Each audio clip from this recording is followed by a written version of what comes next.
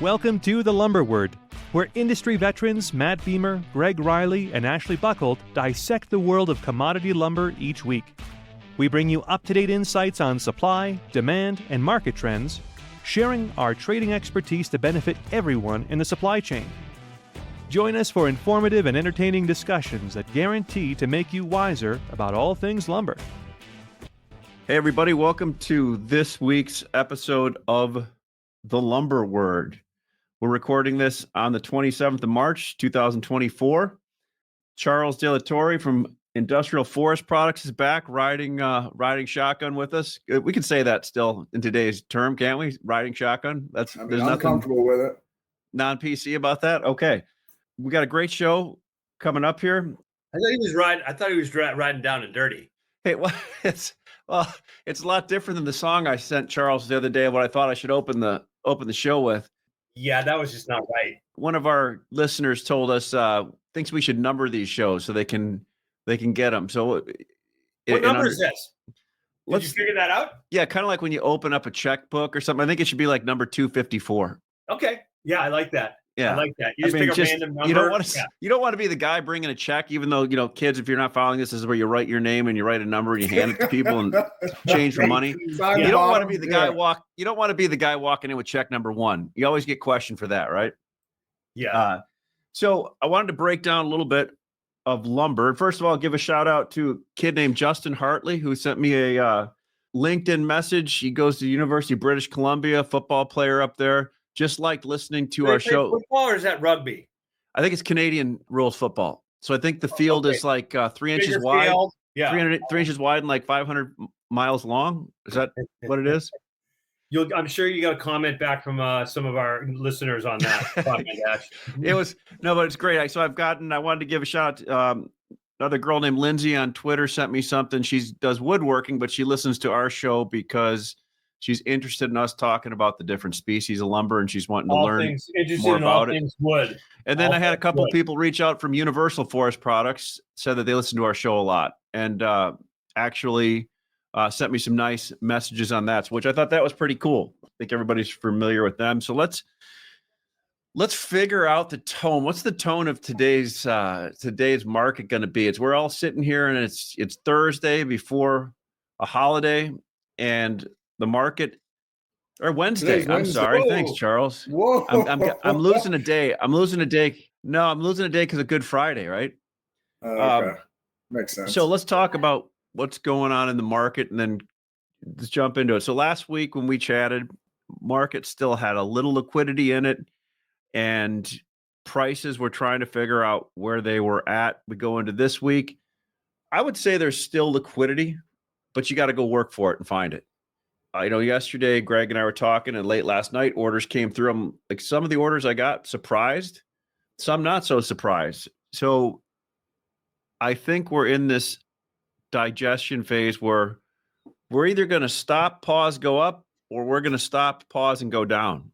Greg, what's your thoughts on that? Well, I mean, first, you're obviously talking very much spruce centric. I guess I'd like to hear from Charles on what's going on in yellow pine first, and then obviously get an update on OSB, and then I'll come back around to my 2 cents on spruce. Well, I can tell you we paused and we stopped. There's just too much wood. There's too much wood in the ecosystem. There's not enough takeaway. And the biggest thing that we're kind of running into is, and I think we discussed this the last time I was on, was the strength of single family, which is primarily going to use your Canadian, your Euro products, especially in the Southeast. So that distribution chain and that retail chain is chewing that stuff up, hence the huge basis spread between 2x4-16 number 2 and pine versus spruce. I mean, what's that gap today, guys? Cash. Between what is it again, Charles? Spruce in general and 2x4-16 pine. What's that spread right now? $150. Depending on where you're at, it could be up to about $185. Right. It's kind of number 2 pine delivers cheaper in the Southwest and Texas than number 3 spruce. Right. Same thing with Atlanta. Greg, Think Greg about is sitting. Greg is sitting there right now, going, Charles. I said 150, and you said 180. That's pretty damn good. It is. No, I mean, it's You know, good. but that's that's a rounding error. That's not. I mean, I wasn't fazed by that at all. Was I, Charles? I just went, yeah. No, you know, I mean, you went with the punches, I bet I can get it done for 200. Hey, depending on where you want to go, you're probably right. Good point, Charles. That basis is wide as it gets in many cases. I mean, over the past 10 years, it's got to be a high, right? Or teetering as close to a high as possible, historically speaking. And then Greg, you mentioned in number 3 spruce into Texas. I mean, the Atlanta market, like I mentioned, the biggest reason why you're not seeing a lot of switching there and why 2 before 16 number 2 is kind of the way it is because a lot of your big boys are tied into VMI programs. VMI programs, you pay for it when you use it, and that's it. Where if you do a species swap, it shows up and you got to use it, right? There's some pros and some cons. Obviously, you've got some cost savings, but it's an easy button. And we know in markets where there's no excitement, the easy button is typically the way it's done. Charles, you just hit on something big there. You see a lot of these, do you call them tweets still or X's? What do you call them now? I don't even know what you call them. You see a lot of different social media postings of people saying the species switching is coming. The species switching is coming. I think it's already came and went, and whoever is going to switch has switched. Although I did hear Greg talking to somebody that's saying somebody switched a big job to pine the other day. Yeah, I mean, on the multifamily, it's been like it's flipped over for the last 12 months. That's what it's been. I mean, all the spruce or pine has been all pine, but now we're seeing more retail yards looking to do that, or if they're not tied in, right? If they're not tied into a VMI program, it makes a lot of sense, right? But why create excitement? And they're open to it, right? Yep. Yeah. And that's a discussion that we have very, very frequently, but it's a digestion period of information, right? Because typically the guy you talk to is not the one that's going to make that call, right? Because their salespeople have to understand how to sell it and be able to talk to their end user about the similarities or the like and kind, right? So there's a process to that. Whereas, as you mentioned, Greg, I mean, Southern Yellow Pine and multifamily, I mean, they just lowest cost denominator and roll with it as long as your tensile strength and everything works, which it does. So that's kind of a no-brainer. Whereas on the retail, even track home or, slightly smaller builders on that scale, there's an education period that still has to happen for that to fully hit that supply chain. So, Charles, are we going to see more switching? I mean, we talked last week about how much the production being up in North America for the past 5 years, much of it is in pine. You made the point that there's a lot more pine. Price is telling us that there's more pine out there than is being consumed right now. Yep. I did the back of the envelope on it. Last year at 22.5 billion board feet. You look at that, and that's it's like that's almost 1.9 billion board feet a month, right? And you say, okay, so that's a half 500 million board feet a week, 100 million board feet a day. That's what we're dealing with. I mean, it's a lot of lumber. It's a monstrosity. And a lot of it, Ash, like you and I discussed, a lot of it is new entrants into the market, right? From guys that historically, take the big three out of it that came down south and purchased those legacy mills or built or upgraded those mills, right? Let's talk about guys that did greenfield. I mean, when you go to build a Southern Yellow Pine mill, you're not going to build a mill that cuts 100 million foot. You're going to build a mill that cuts 200 to 300 million foot and be done with it, right? And the fact is that if you have 3 or 4 of those come online, that impacts everything. I mean, if you've got 3 of them that come online, that's call it 750 million board foot. To your point, Greg, that's a half a month, almost a month of production based on your back of the napkin numbers. That's a lot of extra fiber that's got to go somewhere. And if the retail supply chain is being defended via VMI and some other alternative ways of structuring business, it's going to be very difficult to get those guys to switch. So Ash, like I made a strategic error there back in, Q4, where I passed on all of the multifamily jobs that were, based on those numbers. And that ended up being just fine business. The challenge was there was just no way to risk management. And as you know, I try and be really disciplined. And if I can't risk management, I'm not going to take that swing at the fence. Right. But kudos to those that did. It's working out for them. It's working out for them. And it's working out for their customers because they got, they locked in historically great prices. I think there's an asterisk to that needs to be addressed. So you've got a freight issue in the Southeast. I mean, in the beginning of the year, January, early middle of February, you had 250 a mile on average. And where those biggest consuming averaging anywhere from 380 to 4.25. If you got really down and dirty in those numbers, right? Yeah. You might be upside down because your freight rate went up 25 to 30 to 40%. I mean, that's a big issue that I don't think a lot of people took into consideration. Now, if you're, on an ancillary market, right, a North Carolina market, a Georgia market, where you're closer to the producer, it's not that big of a deal. But we all know right now the kingpin is Florida and some smaller MSAs around Atlanta and North Carolina. But that freight issue is something that can't really be combated because the wood's got to show up when the wood's needed. Yeah, that's right. And I mean, people never think about it when you're taking firm delivered prices, you're taking firm freight delivered prices too. That's that little factor that sometimes you never figure into there. So how do you want to talk about some of the housing stat numbers, or what do you want to do? I wanted to ask a question here. I wanted to ask Charles of the multifamily, and then OSB, and then ask you on some stuff, Greg, before we flip that. How are multifamily jobs being bid out now and actually rewarded with Southern Pine being so cheap? Think about this. What's the spread between Southern Pine and OSB right now on a multifamily job? I mean, OSB went from a 20%. Is that a spread? Is that a spread, OSB and Yellow Pine? Can you trade that? You technically can. So you can.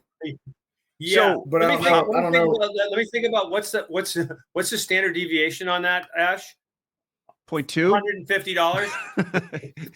So what are multifamily buyers? How are they dealing with the low pine prices and the high OSB prices to forward price jobs out over an extended period of time? And how is that risk being managed? There's not a lot of people pulling the trigger out in the future right now. I mean, we're seeing it every day. I mean, we're getting some bids and some nibbles, but they're just not doing anything. Yeah. The second quarter, I don't, if something's not covered for the second quarter, it's because, somebody's made a mistake and then they're offsides. I'm getting my quotes now are for, July, August, September starts. I mean, the challenge on that is just, I'm quoting a premium to today's market. And that's, people aren't interested in that. But I mean, it is what it is. Good point. Hey, Charles, we got to talk about OSB. Everybody sends me messages, wants to talk about OSB. What's going on with it? What's the spot market versus the index spread now about? About $100. So it's coming in. Well, I mean, 100. Yeah, Print's catching up. So you say there's a chance. I mean, that's exactly what happened. Print finally caught up because if you look there for a couple of weeks, I mean, there was no volume trade. We're not doing anything with pricing. We're up $5, right? And mills were getting a $45 to $50 premium. And then that premium kind of escalated rapidly with sheer velocity to the top. And the mills have done a fantastic job. I mean, they really have, managing order files, taking, PM time when they need to, and doing the things they need to do to kind of push that order file out and sustain a pricing level. I mean, it's expensive. I mean, there's no way to kind of cut the cake there. And I think the biggest reason why any of these jobs that are pine that are coming up in May, June, July, even early August, buyers are wanting to lock in the bottom of pine, which if you're not in the market every day, we all know you miss it, right? It just is what it is. But they want to lock that in because they're fearful of how much money they could possibly lose on OSB if they have to cover and the levels sustain themselves. Good point, Charles. And Greg, let's real quick, spruce. Good counters at mills this week, where the market seems a little bit solid on items that are tight. 2x6 104s, let's say you can't find those still, they're tough. But other items, they're out there readily available. The spruce market, we felt over the last 2 weeks that, the rate of increase slowed. Last week, we were clearly in kind of secondary correction. Mills still had a very strong order file and were able to sell some things at their list prices, et cetera. This week, I mean, and here's a perfect example: is we're gonna get one print this week. It's tomorrow night. It's gonna be lower. It's gonna be lower. You know, depending on the item, it might be. You know, maybe it'll surprise me and it'll be more than $5 lower on items. The trading level on anything that's traded is probably somewhere more like $30 to $50 under. And, you know, that's the friend of the friend deal, right? Not everybody's getting that look. Depends on who you are and what you are. But I mean, that's the reality. So the wild card's going to be, you know, is that the bottom end of the trading level? And over the next couple, 3 weeks, does print and everybody else kind of get down into those levels? Or is the next tranche down another $20 or $30, $40 from there? And we go right back to where we came from. We are in a supply push market with spruce. So it's all about, I mean, hey, you want to stop the slide right now? Mills curtailment, right? Or we've running out of logs, right? Those are the things that are going to stop slide because it's supply push. So you say we're going to take away some supply, you're going to get that. Funny you said that. I haven't heard that mentioned in months. Well, next week, all the rage. You heard it here first. Remember, friend of the friend, asterisk at the bottom. So that'll be tomorrow after the podcast. Somebody will come out with that. Well, and if you haven't seen those numbers out there in the marketplace, if you're a friend of ours, then now you're a friend of a friend. Okay, good point. I had a person told me today, hey, it sounds like there's a lot of wood hitting the dock in the next 2 or 3 weeks. Euro, what do you say about that, Greg, since you're deep into that one? Is there any more coming in than normal, or is it just, it always seems like it and everybody tries to time it when it lands? I think it's more. I mean, there was widely anticipated we were going to get more 2x4 16s because that's what they like to make, and it was the best returning item. Clearly, that's the case. You know, I've made the point on the call for a long time that if you take out low trade, you take out high trade, 2x4 16s have traded in about a $20 range for now 6 months. If you're buying them in the mid 550s, FOB, East Coast, Gulf ports, there's probably not a lot of downside to that. You know, I don't want to jump ahead to marry, date, break up, but we're getting there. No doubt.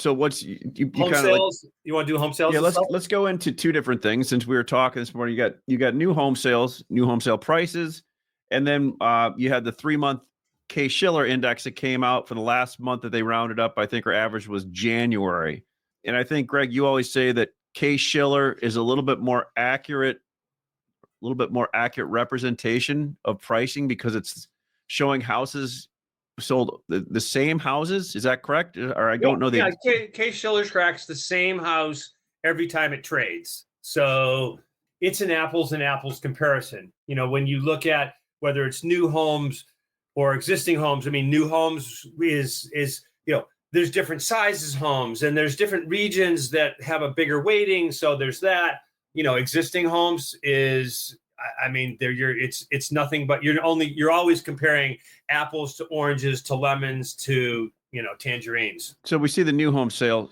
report come out this week. It looks like inventory is slightly up. Prices are slightly down when you first read the headline of that. They were down. They were down 3.3% from January. They're up 5.9% from last year, and there's an 8.4 month supply, which is great because when we go into existing homes, you know, they were up 9.5% and their inventory is only 2.9 months. So, I mean, the reality is if you're a home buyer today, your choices are for new homes, not for existing homes. Right. And we see that in all sorts of markets where popular markets where people want to go to. When things come on, they're bid on aggressively. They sell really quickly. Yeah, I mean, the other thing that was interesting in the new homes data, Dash, was builders reporting. You know, we talked about last week where builders' confidence hit the highest level since what was it, highest level since last July. I mean, also, the existing home sales number, it's actually the highest. It was the largest increase since February of last year. So, I mean, Wow. But I think the underlying fact is that the market, consumers have adjusted to the current level of interest rates, and these things are normalizing.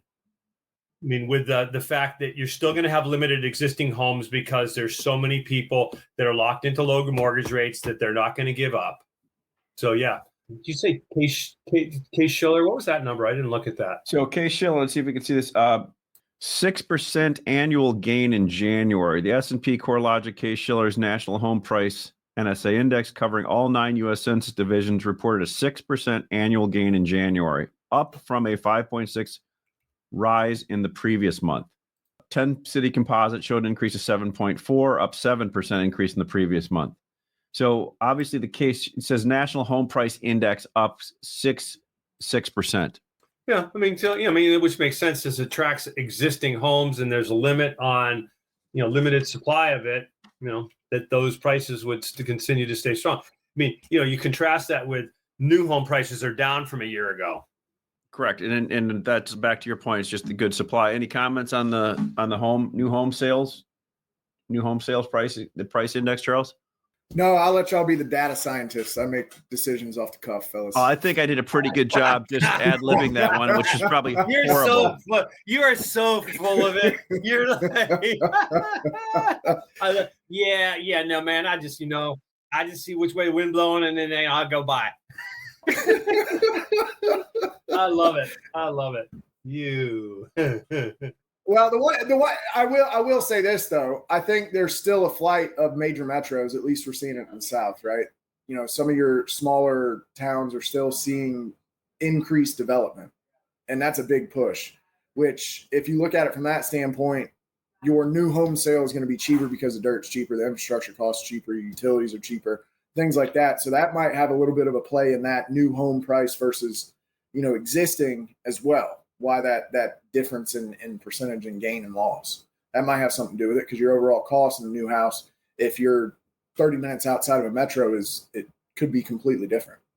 Yeah, I mean, like you think about suburban Columbia, South Carolina. What are the homes starting there in subdivisions?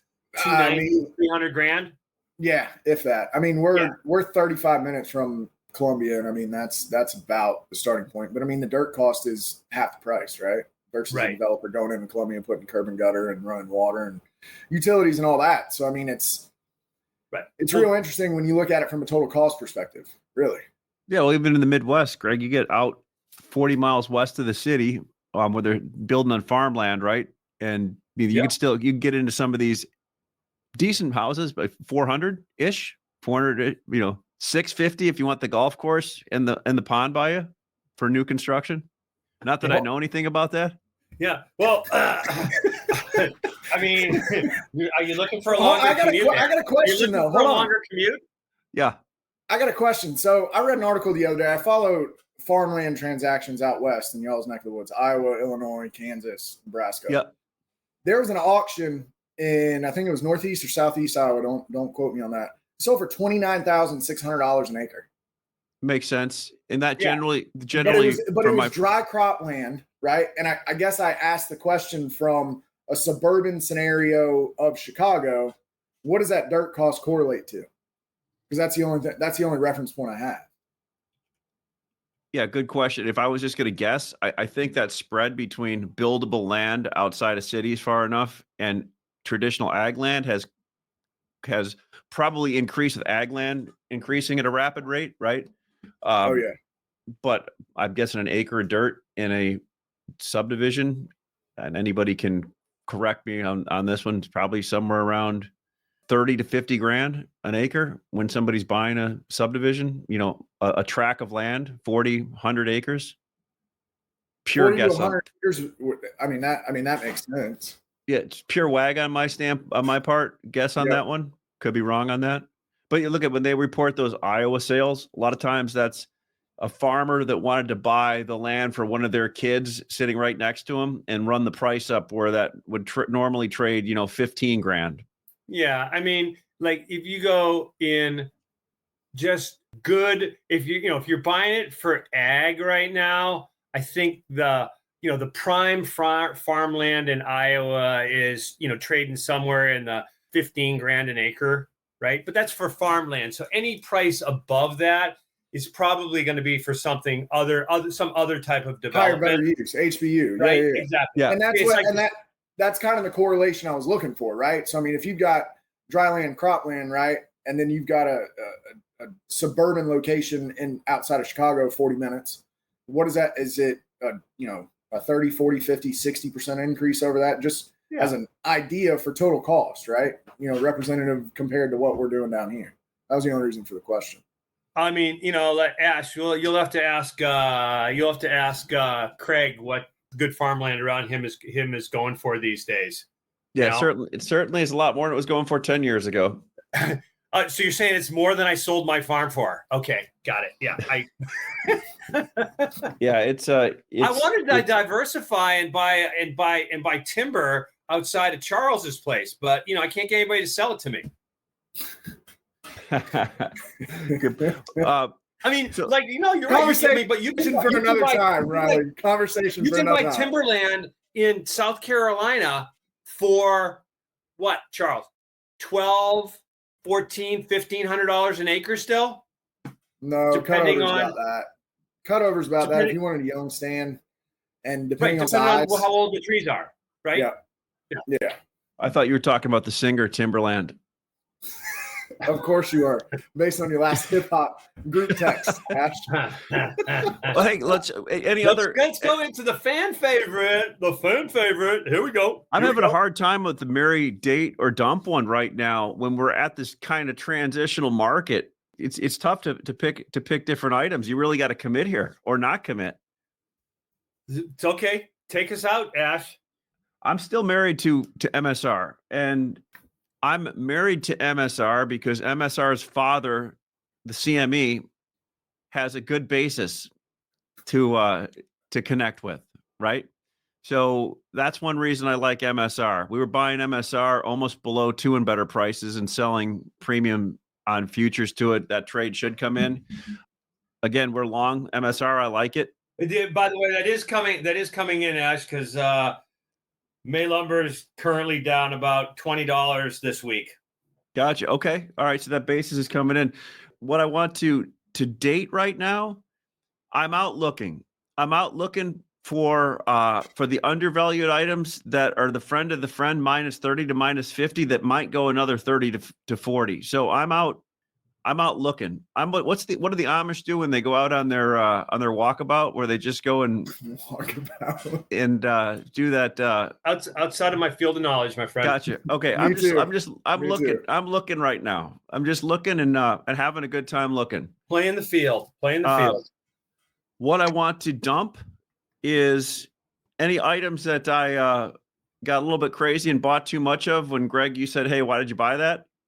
That's any of that excess. Any of the sport buys you're saying? You're dumping sport buy? Yeah. I'm dumping sport buy only because I think it's just good risk management hygiene to start using this. I don't think that we're losing any liquidity here. You do have to get a little creative to move stuff, but I think you want to still move that excess that you had, right? Because as a smart guy once told me, in a down market, one extra truck or car is too much. In an up market, you never have enough. I'm uncomfortable enough right now to not want to sit there and roll the dice on it. That was very non-committal to all three of those. Yeah. I mean, hey, I know we're not supposed to talk about make a decision. I know we're not supposed to talk about politics, religion, or sex. But did you see JFK Jr.'s BP pick? I did not. Oh, okay. Well, we'll save that for next week then. I did not. You want to check out JFK Jr.'s I will do that. Yeah, and we'll tread lightly over there. We don't want to offend anybody. God, I want to be part of that. Count me out. Yeah. No, I don't. I did not. So, Charles, what's your picks there?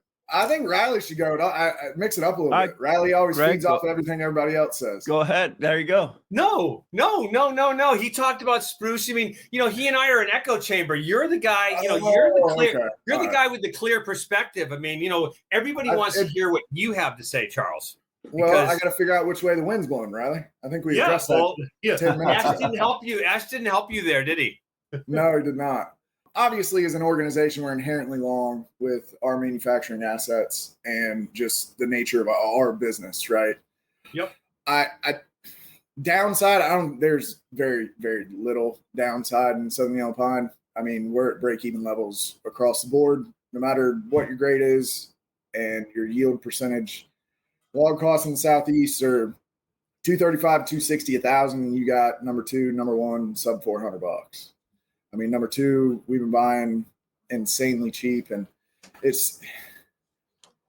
I'm kind of looking for people to kind of make some decisions, and I think OSB has scared a lot of people off because they want to try to make up for whatever potential loss they have on the other side of the curtain, right? Whether that's next week, next month, or August, potentially, right? I'm going to be very non-committal too. I'm married to my inventory, and we have to move it every single day. So we're looking for active participants. And date, I think we just kind of show up and swing the bat. Are there items in pine that you think are like better values than others? It's so compressed, Riley. You can't pick one. Okay. Right. I mean, So one week you're buying number 1 at a number, and then the next week it's $30 higher or it's $30 cheaper, right? I mean, there's no like, hey, this is a dynamite number outside of what we do every day. This is investment level. I see upside of $30 after I pay for reload, freight, yada, yada, yada, or shipment to one of my plants. So it's very difficult because we're in this small range. You're playing with really small dollars, right? I mean, it makes it really, really difficult.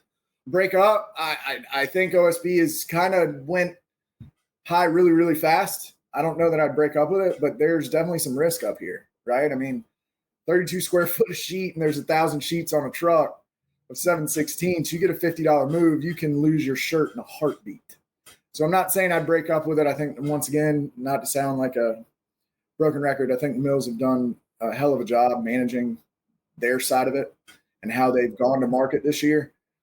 But it can get tricky fast. I'd anticipate OSB, we're going to let, print will catch up with, close to the market. And then I remember we saw this, I forget how long ago it was, but then print was unchanged for like 2 months, right? Oh, it was 3. It was last year. We were trapped at 5.25 to 550, and it just stopped. Right. But then all of a sudden, you heard of like, the under the table deals. Oh, we're not supposed to talk about that. To this guy or that guy, at like $100 under, and that was the beginning of, after those all got chewed up, then the market rolled over. Yep, I think we could see a repeat of that. But the one thing I'll say though is that there's nobody building any OSB mills, right? And there's a lot of things that are going on as far as repairs and upgrades to existing footprints that are taking place over the next 60s. And then you got this Baltimore thing, right? I mean, that's a huge import location. I know you mentioned something about it being on the east side of the terminal, right? But what is that going to do to incoming boat traffic? I don't know. Who knows? Your guess is as good as mine, but it may be nothing. It may be something. I don't know. We'll have to watch it. Right. Yeah. Hey, let's see. Have you noticed any more imported OSB coming in at all, Charles, or is it the same amount? I mean, it's not any more increased volume. I know the discounts have dissipated though. I mean, they were at a, $30, $40, $50 discount depending on the time and the market and the timing. And now they're not there. They're a lot closer to the domestic levels. Hey, can I ask, why is 2x10 on the east side number 1 and number 2, and even on the west side 14, 16s, and 18s, like basically free? It's just so inexpensive. I mean, why aren't those being consumed more? Why aren't those finding their way all over? They're just being overproduced. Well, Ash, I got a question. Y'all are in the Midwest, right? Yeah. So if Answering a you look question at with a question, he's a genius. psychology, Riley, it was one of my minors. Took a minor in BS too. Um, Oh, that was I major in that. I can tell. If you look at building codes and how things have transpired in the Midwest, I mean, you're using 8 or 12 inch, 10 inch. There's not very much yield out of it, right? If you look at it from a yield perspective, number one in low grade, right? So not a lot of people are going to produce it, but on your high grade, it's no longer a floor joist. Everybody's moving to a 12 or an I joist, right? So it's not used for floor systems at all.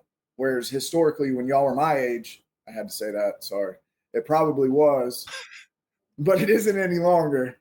And then you've got, truss guys in the Midwest that are using it for bottom cords, but I don't run into a lot of guys that are like, oh man, I really need 10-inch longs. I mean, it just doesn't happen very often. I don't know. I mean, that's about it. So your answer is the reason that they're so inexpensive is because we're so old. That's what I heard. That's what I heard. I heard that too. I can live with that. That's good. I think if there was a reliable long-term supply of the product at that price level, you'd get some people to make commitments to it on a higher volume. But that's not going to happen because the first chance they get to not be selling it for that level, the price is going to be, $50 to $100 higher. Well, I mean, and you look at, your 8-inch on a primary breakdown scenario, it doesn't make Greg rip it back to a 4-inch and you might be able to get something that's worth a little bit more money. Or if you're in a wider scenario, you're cutting 12-inch and you're getting more return anyway. So it's it's been a redheaded stepchild for 5-10 years, honestly. I'm going to go backwards, and I'm breaking up with 2x4, 104 and 5/8 because Whoa. Shots fired here, buddy. Whoa. That tune changed mighty quick, didn't it? I'm breaking up with them because they had a great move, and the basis has worked. And while I still look at them and say, wow, they're marginally undervalued, the pine situation taking volume away from that multifamily segment had an impact. And so, it's like, hey, I still love you, but this is better for you if we break up. Wow. If that makes any sense. I'm dating. That doesn't make any sense at all. Actually. I'm just being honest. I want you to be happy with, wherever you are, and you're not happy with me anymore. So I'm doing it for you, basically. I'm dating 2x4 16s, looking to marry him again. I have, and there again, you're looking at that. I'm saying, hey, the pendulum swings on this stuff. And, from a basis trade standpoint, you look at it as going, hey, if you're buying 2x4 16s, FOB the port at $50 below what Western Spruce 2x4 random is worth delivered Chicago, I can screw a lot of things up, but I don't think I can screw that up. But I'm going to try. And then, going back, obviously Ash and I, we're married to the MSR trade. We put a couple hundred trucks on, and we're going to let that work. And hopefully, my concern about it is that, with yellow pine 2x4s being so inexpensive that eats into it. But, our backstop is we sell it for 2 and better, and people get a better quality stick. Yeah. Good point. I like it. That was a pretty good married date and dump, I think. I think Greg was the only one that was decisive in the whole segment. It's hard in here. Yeah. So I wrote down a note while we were talking here. So if you're sitting right now at Southern Pine floor, mill sales floor, Eastern Spruce mill sales floor, my sense is they still have a feeling that there's a big move coming, and they're just trying to take, or they're just trying to take on what's right in front of them. They're not trying to get cute on anything. Nobody is. They're just selling what they can. And if they still have like most mills still have a certain level, they have a shipping file, right? Yeah, So yeah. it's not like they're like pressed with all this inventory. Yeah, they want to keep things moving, blah, blah, blah, blah, blah. But I mean, some of these people, depending on what their log situation is looking like over the next, 30 to 60 days, may make the opportunity to say, hey, we're not going to participate in lower prices, right? And they could make that decision. So let's flip the other side. You might make that decision at our mills. I don't know. If you're a buyer at distribution, or Charles sitting where you're sitting, I certainly, or where I'm sitting, we're certainly right now not looking at putting any block buys on right now. No, I agree 110%. So when we say this, are we already in the throes of a sell-off right now, and we're just trying to determine? So is the ball game over here? We're most clearly in a correction. We are in a correction phase. Prices are down from what they were trading at, a day ago, a week ago, 3 weeks ago.